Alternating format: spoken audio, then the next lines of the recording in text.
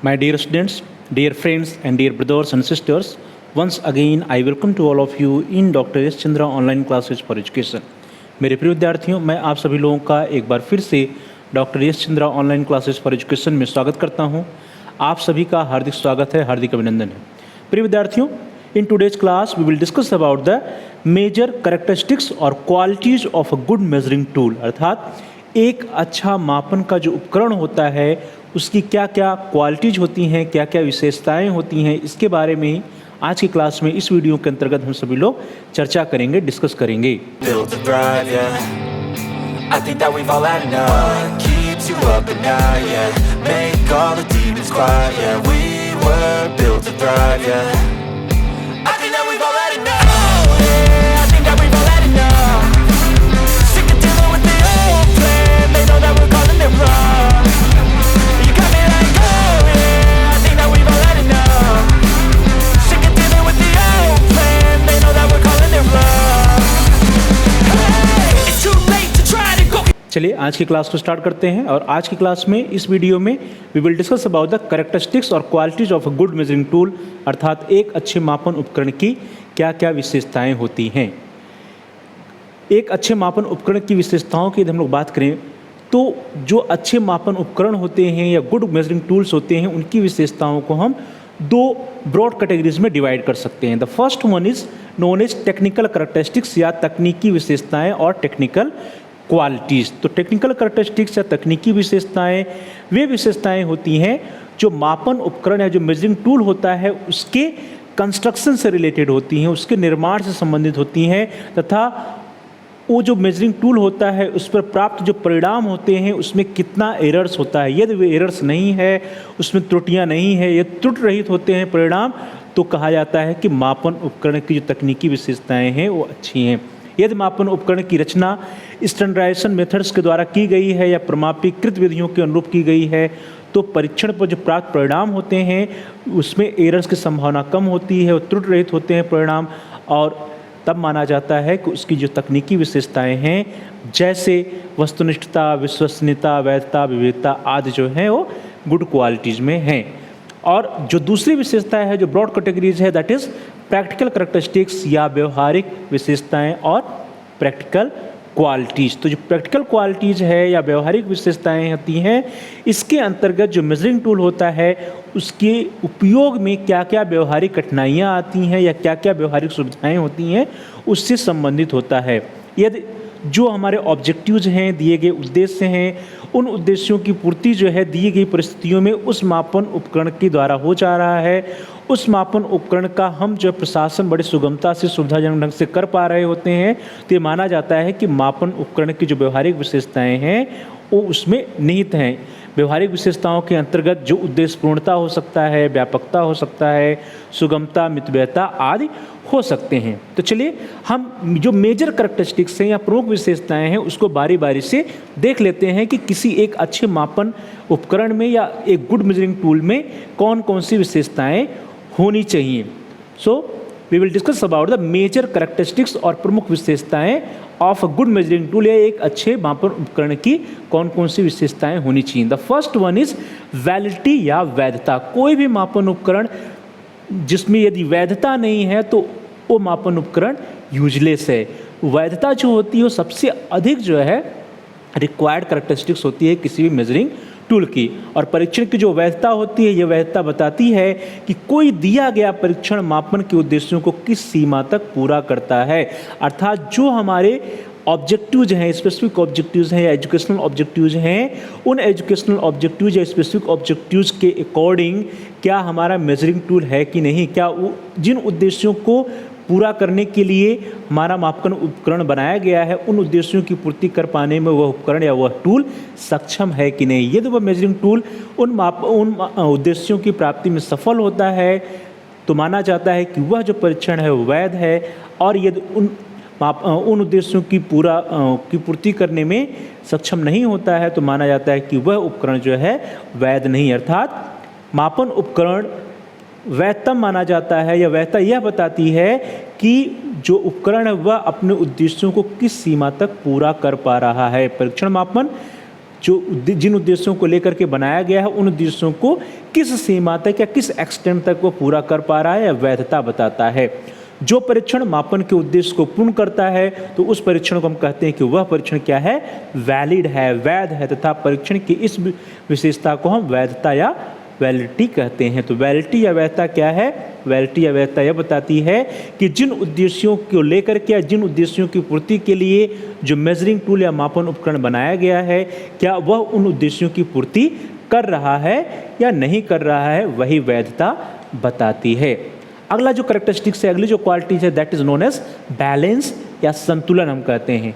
तो जो टूल है या मेजरिंग टूल है हमारा या टेस्ट है, उसका जो संतुलन होता है, उसका संतुलन का जो संबंध होता है, उस संतुलन का संबंध जो है वो जो नंबर ऑफ क्वेश्चंस होते हैं या जो प्रश्न होते हैं, जो आइटम्स होते हैं किसी टेस्ट में, उससे होता है। अर्थात परीक्षण के संतुलन या बैलेंस का संबंध परीक्षण में सम्मिलित किए गए आइटम से, क्वेश्चन से, प्रश्नों से होता है। यदि परीक्षण में सम्मिलित किए गए प्रश्न समस्त पाठ्यवस्तु में ठीक ढंग से वितरित हो तो परीक्षण को एक बैलेंस टेस्ट या संतुलित परीक्षण कहा जाएगा। अर्थात जो हमारा सिलेबस होता है, जैसे सिलेबस मान लीजिए 5 यूनिट है, तो उस 5 यूनिट से यदि प्रश्न आए हुए हैं, यदि 5 यूनिट को कवर कर रहा है टेस्ट, तो माना जाएगा कि वो बैलेंस है। और ऐसा नहीं कि किसी एक यूनिट को बहुत अधिक बल दिया गया और दूसरे यूनिट को बहुत कम दे दिया गया।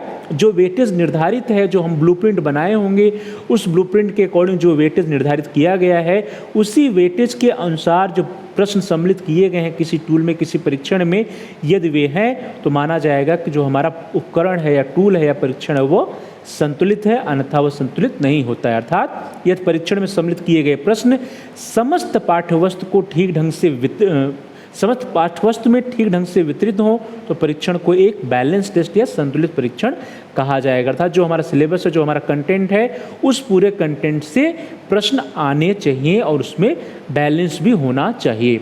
अगला जो विशेषता है, नेक्स्ट जो कैरेक्टरिस्टिक्स है, that is known as efficiency, या उसको हम सक्षमता कहते हैं।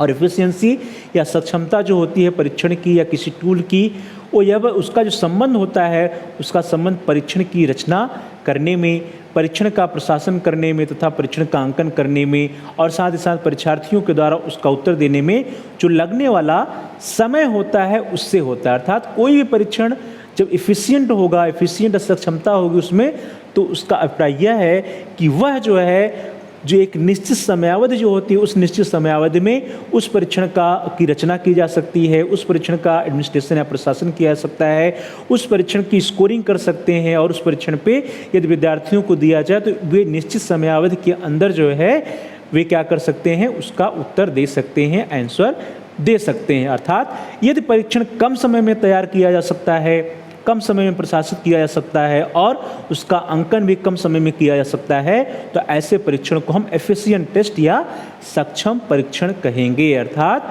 कोई भी टेस्ट, कोई भी परीक्षण एफिशिएंट होना चाहिए, सक्षम होना चाहिए।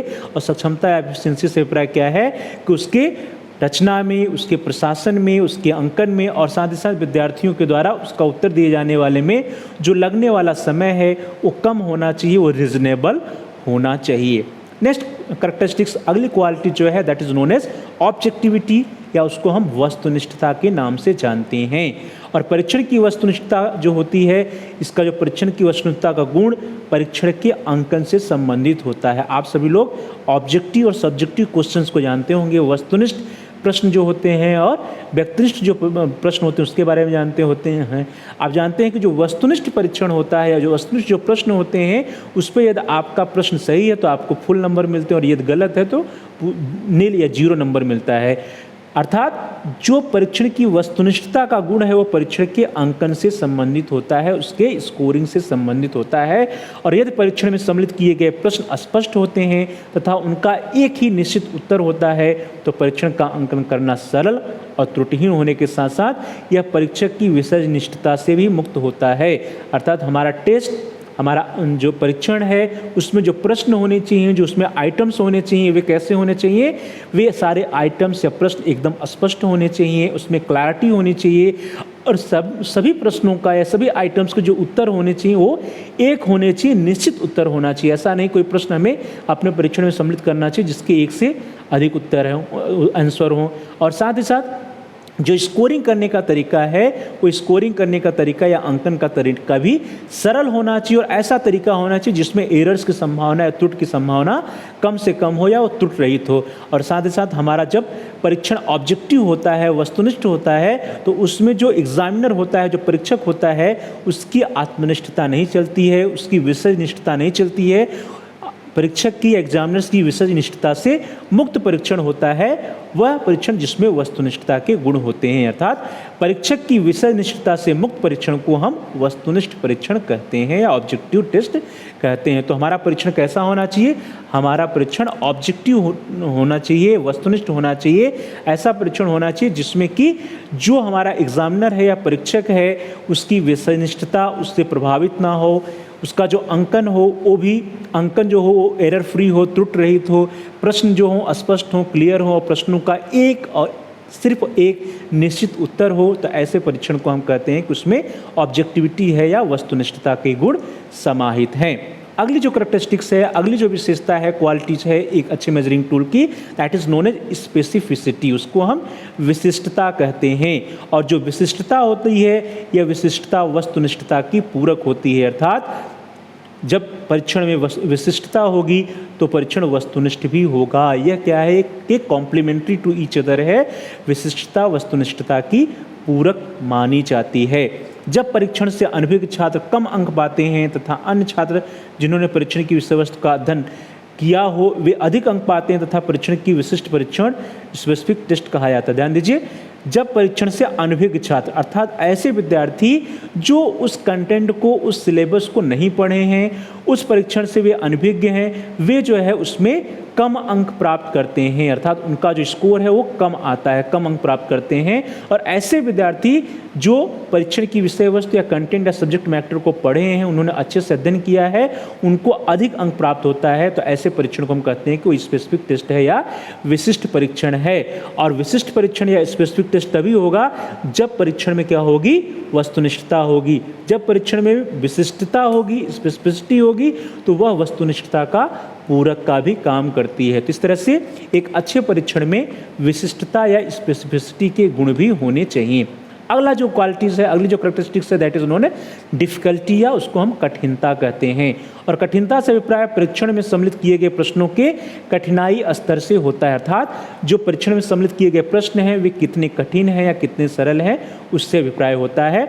ऐसे परीक्षण या ऐसे प्रश्न जो परीक्षार्थियों विद्यार्थियों की दृष्टि से ना तो बहुत अधिक कठिन हो और ना ही अत्यधिक सरल हो, वे उपयुक्त सरलता वाले परीक्षण या प्रश्न कहे जाते हैं। और आपने डिफ़िकल्टी लेवल पढ़ा होगा, डिफ़िकल्टी वैल्यू पढ़ी होगी, तो उसमें 40 से लेकर के 60% डिफ़िकल्टी वैल्यू वाले प्रश्नों को सम्मिलित करने के लिए रिकमेंड किया जाता है जब आपने आइटम एनालिसिस पढ़ी होगी। अर्थात परीक्षण हमारा जो ऐसा होना चाहिए जिसमें ना तो बहुत अत्यधिक सरल प्रश्न हो और ना ही बहुत अत्यधिक कठिन प्रश्न सम्मिलित किए गए हों।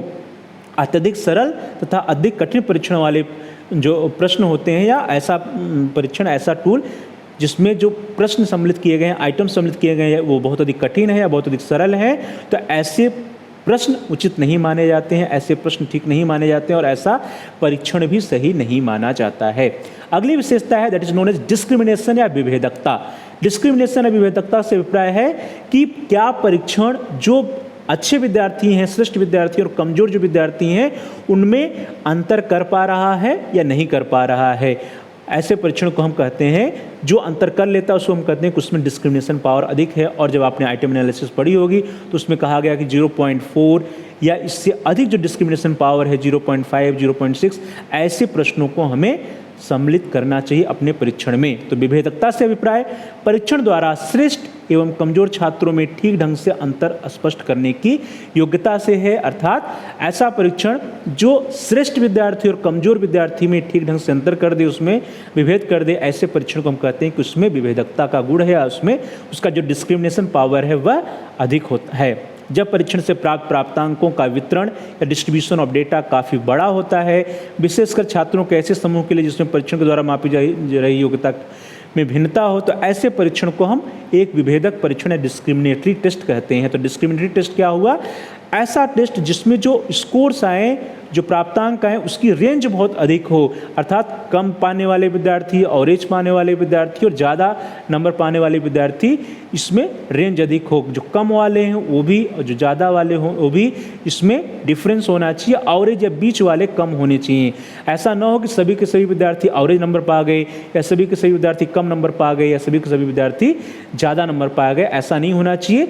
परीक्षण ऐसा होना चाहिए जो श्रेष्ठ विद्यार्थी अर्थात ज़्यादा नंबर पाने वाले विद्यार्थियों में और जो कमज़ोर विद्यार्थी हैं उनमें ठीक ढंग से अंतर कर पा रहा होता है। ऐसा परीक्षण या ऐसे परीक्षण जिससे प्राप्त प्राप्तांकों का वितरण काफ़ी बड़ा होता है, ऐसे परीक्षण को हम एक विभेदक परीक्षण कहते हैं, डिस्क्रिमिनेटरी टेस्ट कहते हैं।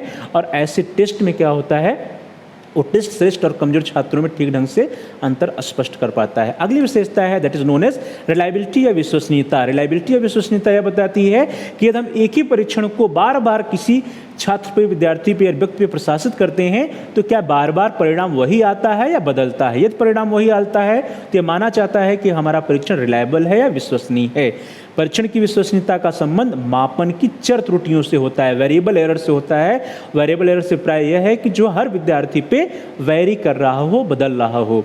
परीक्षण की विश्वसनीयता का संबंध उससे मिलने वाले प्राप्तांकों में अस्थायित्व से है, कंसिस्टेंसी से है, अर्थात जो परीक्षण के परिणाम हो उसमें कंसिस्टेंसी होनी चाहिए, स्थायित्व होने चाहिए। बार बार प्रशासित करने पर बार बार समान ही परिणाम आना चाहिए। ऐसे परीक्षण जो किसी विद्यार्थी या परीक्षार्थी को बार बार या भिन्न भिन्न अवसरों पर एक ही प्राप्तांक प्रदान करते हों, ऐसे परीक्षण को हम विश्वसनीय परीक्षण या रिलायबल टेस्ट नाम देते हैं।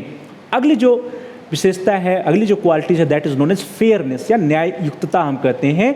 और न्याययुक्तता से अभिप्राय क्या है कि वो विद्यार्थियों को अपनी योग्यता का प्रदर्शन करने का समुचित अवसर प्रदान करे वो परीक्षण, और ऐसे परीक्षण को हम कहते हैं को फेयर टेस्ट है। न्याययुक्तता से अभिप्राय परीक्षण द्वारा छात्रों को अपनी योग्यता का प्रदर्शन करने के अवसरों को प्रदान करने से है। यदि हमारा परीक्षण ऐसा है जो अच्छे विद्यार्थी को अपनी कॉम्पिटेंसीज को, अपनी एबिलिटी को शो करने का अवसर, पूरा पर्याप्त अवसर देता है, अपॉर्चुनिटी देता है, तो ऐसे परीक्षण को हम कहेंगे कि फेयर टेस्ट है। जिस परीक्षण के द्वारा सभी परीक्षार्थियों या विद्यार्थियों को अपनी वास्तविक योग्यता का प्रदर्शन करने का उपयुक्त तथा समान अवसर प्राप्त होता है, उस परीक्षण को हम न्याययुक्त परीक्षण या फेयर टेस्ट कहते हैं। अर्थात हमारा परीक्षण ऐसा होना चाहिए जो सभी विद्यार्थियों को, परीक्षार्थियों को अपनी जो एबिलिटीज है, जो अपनी योग्यता है, जो अपनी तैयारी है, उसका प्रदर्शन करने का उसको उपयुक्त और इक्वल अपॉर्चुनिटीज प्रदान करे। नेक्स्ट क्वालिटी जो है दैट इज नोन एज स्पीडेडनेस या गतिशीलता। और गतिशीलता से अभिप्राय होता है कि क्या परीक्षण में इतने प्रश्न सम्मिलित किए गए हैं जितना कि दिए गए समय में विद्यार्थी कर सकता है या नहीं कर सकता है। यदि कर पाता है तो उसकी स्पीड जो सही है, यदि नहीं कर पाता, आवश्यकता से अधिक प्रश्न दिए गए हैं तो उसकी स्पीड गलत है। तो परीक्षण की गतिशीलता से अभिप्राय परीक्षण में सम्मिलित किए गए प्रश्नों की संख्या से होता है, number of questions in the test से होता है। जब परीक्षण में प्रश्नों की संख्या उतनी हो कि दिए गए समय में विद्यार्थी प्रश्नों को पूरा हल कर लें अथवा उसका उत्तर दे लें तो उनके काम करने की गति पर कोई अवांछित प्रभाव नहीं पड़ता है, तो ऐसे परीक्षण को हम उचित गतिशीलता वाला परीक्षण कहते हैं। तो हमारा परीक्षण कैसा होना चाहिए, हमारा टेस्ट कैसा होना चाहिए, उचित गतिशीलता वाला होना चाहिए। परीक्षण में इतने आइटम्स, इतने प्रश्न होने चाहिए कि विद्यार्थी कि जो स्पीड है, उसकी गति है, उस पर बिना किसी अवांछित प्रभाव के पड़े, बिना किसी हेजिटेशन के, बिना बहुत अधिक जो है आपाधापी मचाए, वह सभी प्रश्नों का उत्तर दे ले, समस्त प्रश्नों को हल कर ले। तो ऐसे परीक्षण को हम कहते हैं कि वो उचित गतिशीलता वाला परीक्षण है। Next qualities that is known as practicability या व्यवहारिकता। और व्यवहारिकता से अभिप्राय क्या है, व्यवहारिकता से अभिप्राय परीक्षण के व्यवहारिक पक्षों से है, अर्थात क्या परीक्षण के प्रशासन में सुगमता है, जो भी परीक्षण का प्रशासन कर रहा है वो आसानी से सुगम तरीके से कर पा रहा है कि नहीं, परीक्षण का जो अंकन है, जो स्कोरिंग करना है, उसकी स्कोरिंग में क्या सुगमता है कि नहीं, परीक्षण की व्याख्या में सुगमता है कि नहीं, और अल्प मूल्य में परीक्षण की उपलब्धता आदि जो है, जो क्वालिटीज होती हैं वह परीक्षण के व्यवहारिक पक्ष से संबंधित होती हैं। अर्थात हमारा परीक्षण ऐसा होना चाहिए जो व्यवहारिक हो। हम परीक्षण का एडमिनिस्ट्रेशन है, उसका प्रशासन आसान तरीके से कर सकें, सुगमता से कर सकें। स्कोरिंग जो हो परीक्षण की, स्कोरिंग ऑफ द टेस्ट या स्कोरिंग ऑफ आइटम्स या क्वेश्चंस, उसको भी हम आसानी से कर सकें, सुगमता से कर सकें।